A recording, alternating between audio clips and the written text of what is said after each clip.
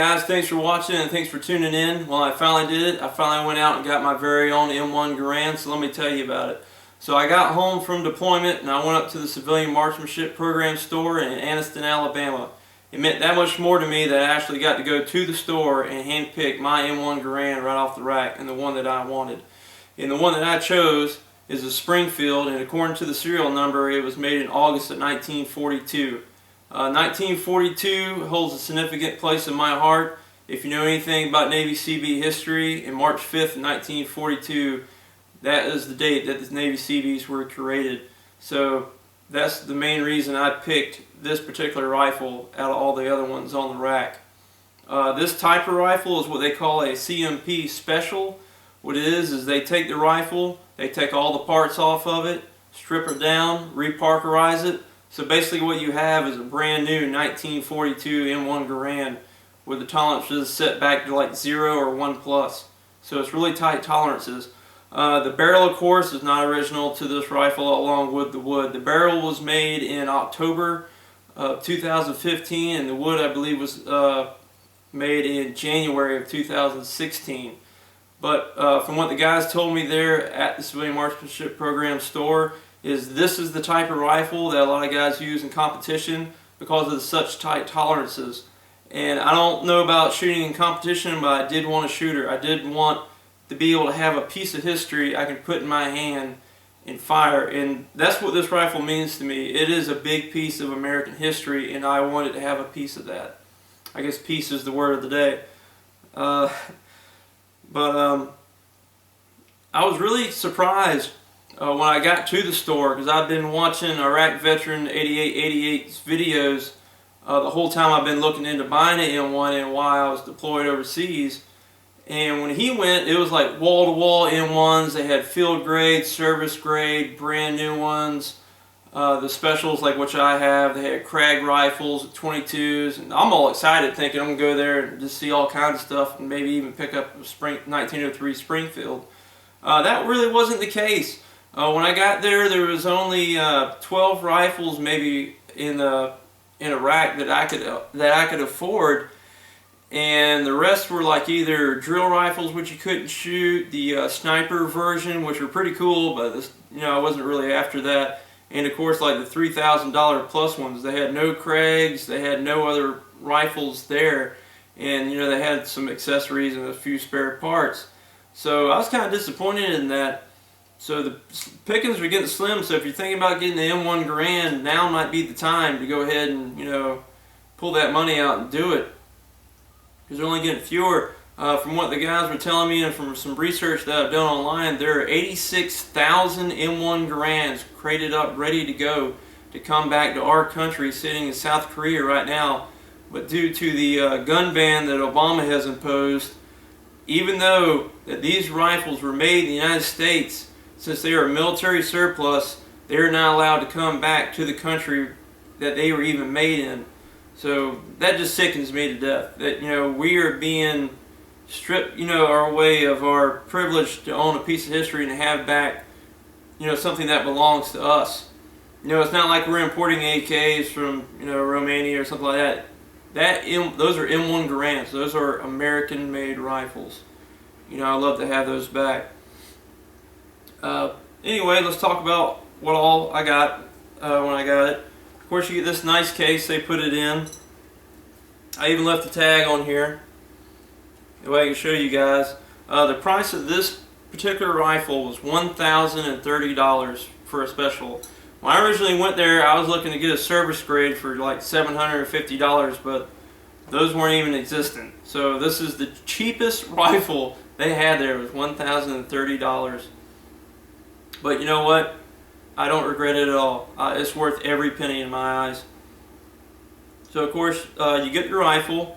One thing that kind of threw me off guard was once you get done with all your paperwork, they asked what address you want to ship it to. And I was like, no, I drove all this way here. It's coming home with me. And they'll allow you to do that, but you have to pay a 10% sales tax. So just a heads up on that if you actually go to the store and buy one there. That's something that no one's ever mentioned in any videos that I've ever seen.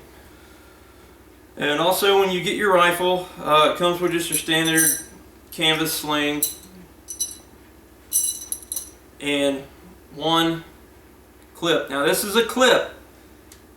This is not a magazine. This is the actual clip. All you non-educated gun people, yes, this is a clip. It can be reused, but it's made to be dispendable. Also, of course, you got your little instruction book. Talks all about the rifle and, of course, safety and how to load it and all the different parts and pieces and how I'll field strip it.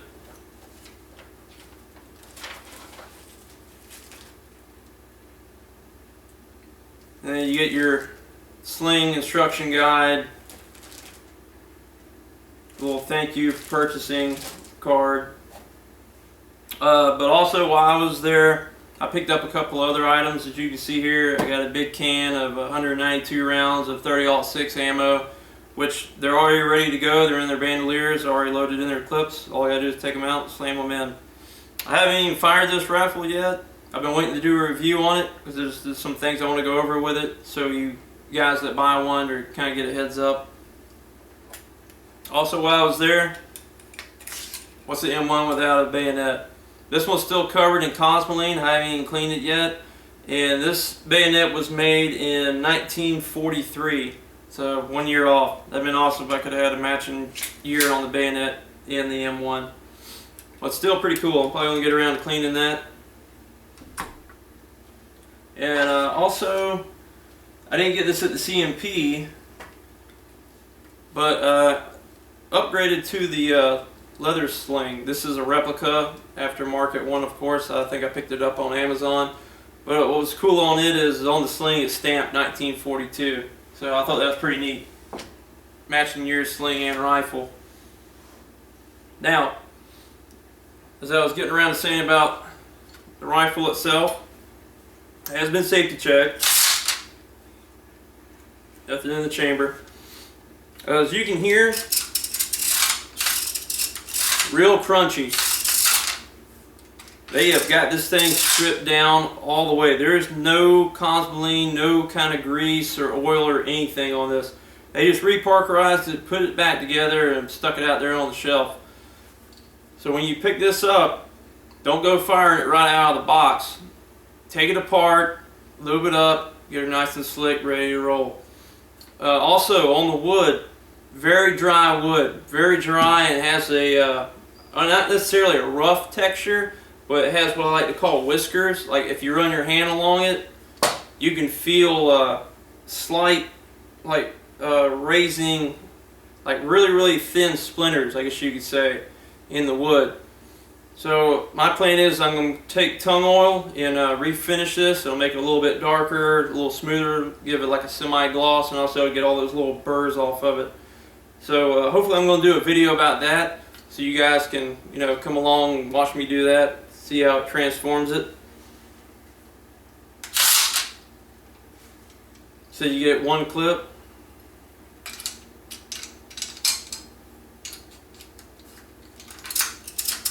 I've already done this once or twice because I love that iconic sound. You know, who doesn't?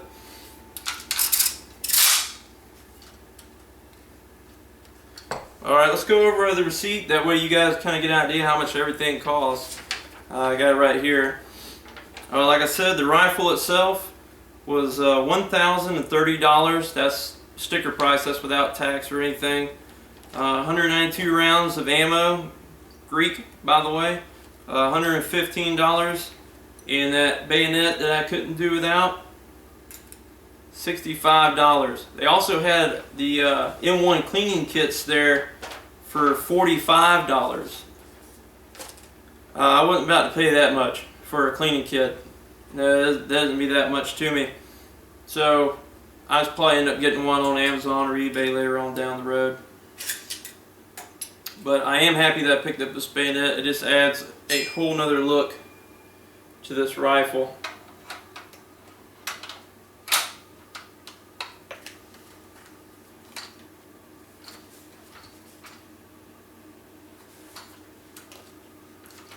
Looks sweet, don't it? One of the things to be expected, of course, this rifle is very heavy, especially compared to the modern day AR-15 or M4. But when you have it in your shoulder, It's very well balanced. Very balanced. That's probably what made this rifle so accurate back in the day, was the weight to it. I can't wait to get out there on the range and actually see what the accuracy is going to be like with this rifle. First things first though, I gotta clean it. Some people just use, regular old Hops 9, and other people say, you have to use grease on it. So we'll experiment with that and see how she runs.